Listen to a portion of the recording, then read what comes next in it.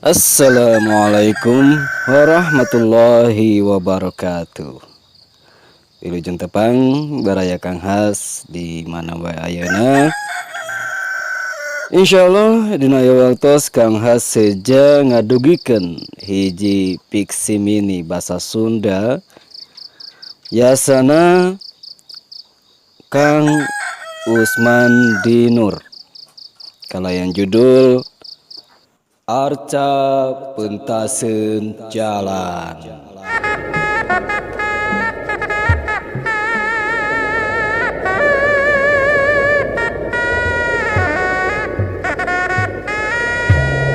Nyangakeun kasepuhan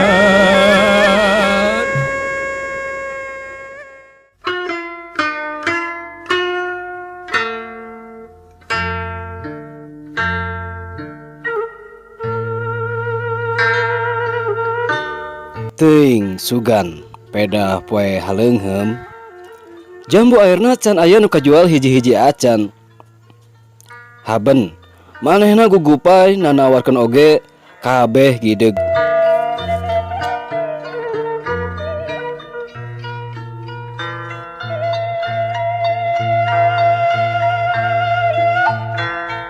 Langit mingkin angkeb,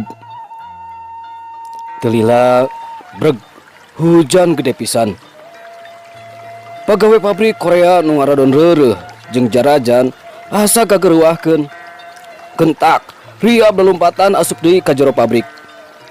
Nu daragang paciweuh nutup rodana ku plastik. Manehna oge sarua gagancangan ngasup-ngasupkeun jambuna kana jero karung. Tuluy nantung lempang rumanggieung neangan pangiuhan.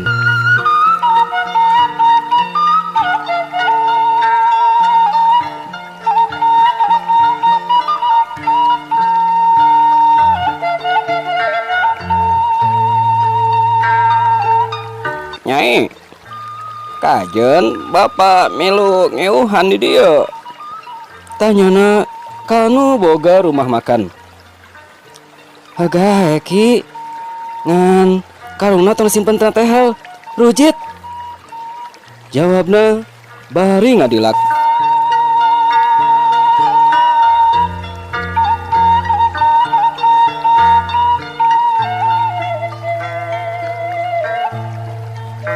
Manehna cinggogo ngehod-hod dina emper.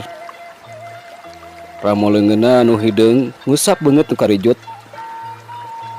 Ret ka pentaseun jalan kalebah arca-arca pajawang kamerdekaan.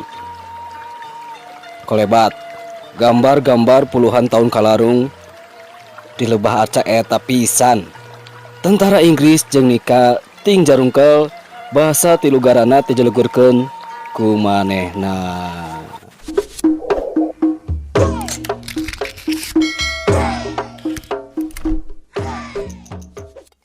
Cag barayang sakitu anu kapihatur fiksi mini Arca Pentaseun Jalan yasana Kang Usman Dinur. Anu mana ieu pikmin teh kantos midang dina majalah Mangle.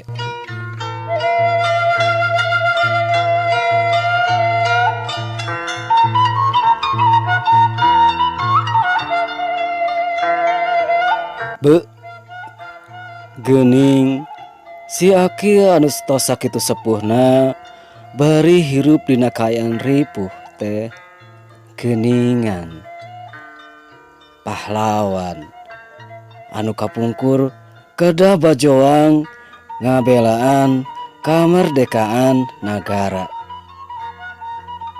Ayeuna dina sesa-sesa umurna kedah bajoang kangge hirup sadidinten. Hatur nuhun kana perhatosanana. Kalayan dipungkas. Wassalamualaikum warahmatullahi wabarakatuh.